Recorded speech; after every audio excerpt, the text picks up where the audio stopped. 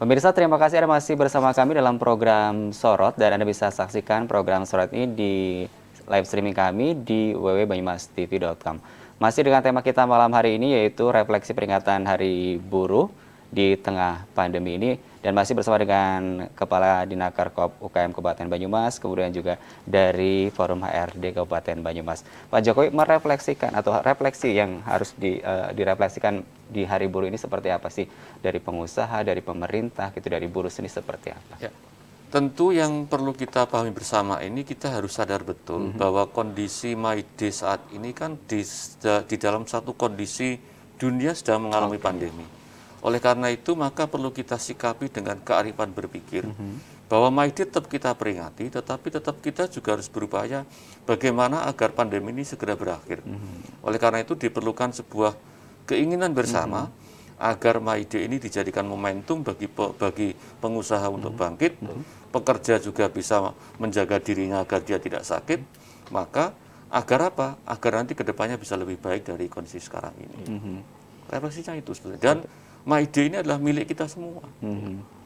Tidak hanya buruh saja ya? Iya, tidak hanya buruh. Oke. Iya. Dari Forum HRD sendiri seperti apa nih Mas Dedi? Cara merefleksikan peringatan May Day untuk teman-teman terutama yang di HRD ini? Iya, jadi berkaitan dengan May Day ini pun kita tetap support terhadap apa yang menjadi acara hari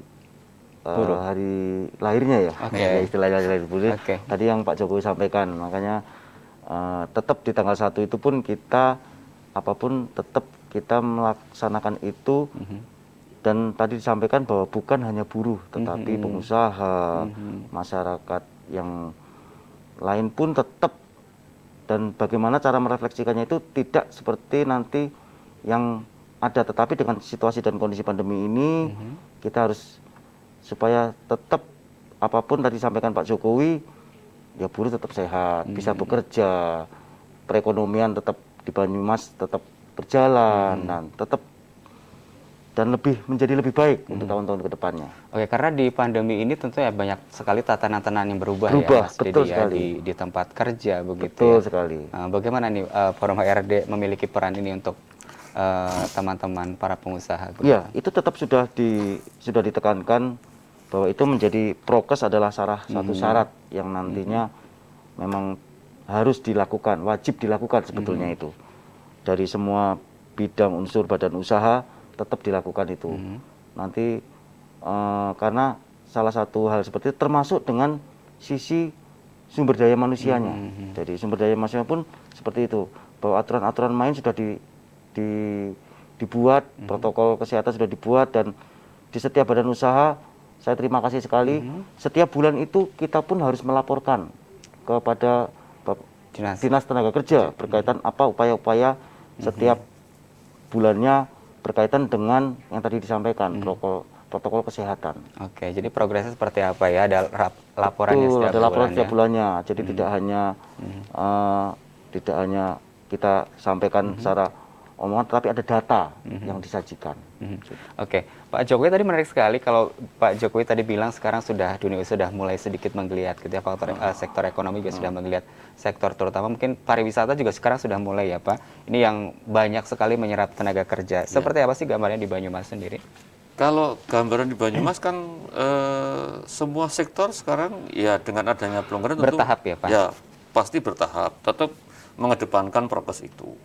Dan dinamisasi sekarang ini memang kita tidak bisa bayangkan seperti sebelum zaman corona ya, tentu berbeda. Tapi yang terpenting adalah komitmen dari teman-teman pengelola ini sudah menunjukkan satu bentuk kesepahaman bahwa apa yang diinginkan pemerintah itu mereka sudah paham. Jadi tetap pariwisata jalan, tapi juga prokesnya harus ketat. Dan ini sudah berlaku di lapangan hampir semuanya begitu.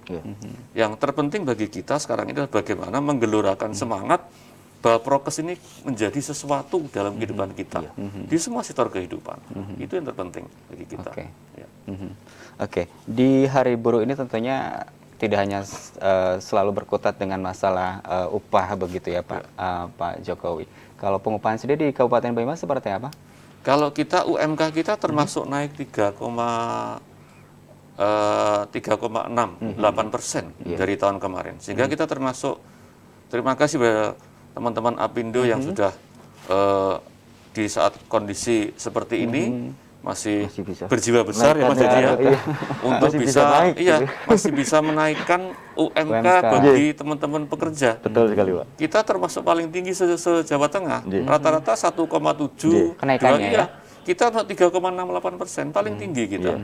Oleh karena itu, tentu di forum ini saya sampaikan terima kasih saya kepada teman-teman Apindo, teman-teman HRD yang bisa menjembatani, teman-teman serikat pekerja. Ini adalah bagian dari tadi saya sampaikan, inilah kelebihan nilai tambah masyarakat Banyumas yang kulturalnya adalah manajemen berani urip itu. Akhirnya bisa seperti Saling itu. memahami. Iya, saling memahami itu. Oke, dari juga usulan dari forum HRD juga ya Pak untuk pengusulan ini. Iya, jadi termasuk dengan SPSI. SPSI ya.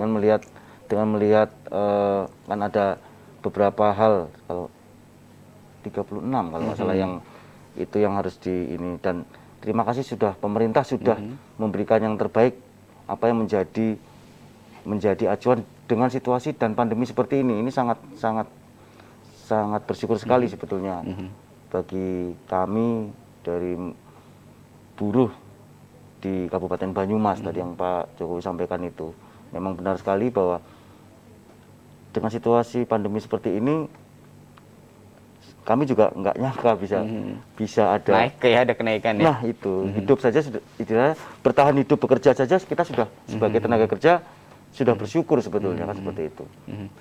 Ada pengawasan langsung nggak sih Pak terkait dengan penerapan UMK? Oh ada. Kita kan kebetulan bentuk tim juga. Jadi UMK ini kita juga bentuk tim Satgas untuk monitoring itu, melibatkan SPSI, melibatkan kemudian Satwasker, kemudian nanti kita juga secara teknis koordinasi dengan teman-teman HRD, bagaimana agar implementasi ini bisa berjalan. Kontrol, monitoring terhadap pelaksanaan di lapangan. Artinya bahwa kewajiban pengusaha dan tuntutan dari pekerja juga sinkron begitu ya Pak? Iya, sinkron betul. Ya. Oke. Dan kita akan lanjutkan lagi Pak Jokowi dan Pak Dedi, kita akan lanjutkan sesaat lagi tetap di program Sorot. Assalamualaikum warahmatullahi wabarakatuh. Hidup mahasiswa, hidup rakyat Indonesia, hidup buruh. 1 Mei selalu merupakan momentum perjuangan Hari Buruh Nasional bahkan di dunia. Dimulai pada tahun 1884 di mana kaum pekerja Amerika menuntut pengurangan jam kerja dari 14 jam sampai 8 jam sehari. Hingga akhirnya Kongres Sosial Internasional menetapkan 1 Mei menjadi hari libur para buruh. Di Indonesia, pada tahun 1926, Hari Buruh ditiadakan dan baru diadakan kembali pada tahun 1946. Di masa Orde Baru, pendapat dan suara dibungkam dan berimbas kepada hak menyatakan pendapat di muka umum. Alhasil, 1 Mei peringatan Hari Buruh itu ditiadakan. Jatuhnya rezim Orde Baru meranjak ke reformasi pada tahun 1995, 1 Mei kembali diperingati sebagai Hari Buruh. Dan pada tahun 2013, Presiden SBY menetapkan 1 Mei menjadi hari libur nasional. Dan sampai sekarang, kaum buruh bisa bertahan dan berjuang untuk memperjuangkan hak-hak atas buruh. Kaum buruh sekarang memang sedang tidak baik-baik saja. Manakala problematika antara kesejahteraan buruh dengan perusahaan masih belum ada kejelasan yang pasti. Ditambah sekarang Omnibus Law yang sudah berubah menjadi Undang-Undang Cipta Kerja atau payung hukum membuat ancaman baru bagi masyarakat terutama kaum buruh. Beberapa gerakan penolakan dan pencabutan Undang-Undang Cipta Kerja masih banyak dilakukan oleh serikat buruh di seluruh Indonesia. Dan gerakan ini tak terpaut waktu, bisa bahkan tiap hari seluruh elemen masyarakat, mahasiswa, dan buruh selalu melakukan penolakan atas Undang-Undang Cipta Kerja.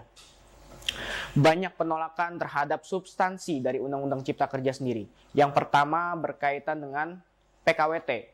Secara teknis, pekerja yang tidak paham mengenai perjanjian yang tidak tertulis rentan menjadi korban. Perusahaan terhadap tidak adanya kepastian hukum bagi para pekerja.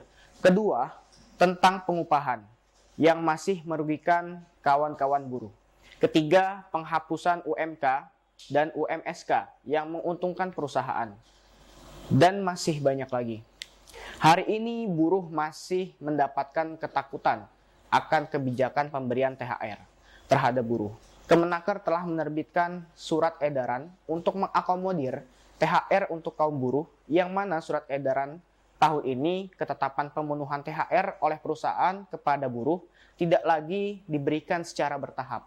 Namun, hal ini harus memberikan jaminan dari pemerintah dan dibarengi dengan implementasi yang nyata di lapangan agar perusahaan tidak ada lagi yang main-main terhadap pemberian THR terhadap buruh.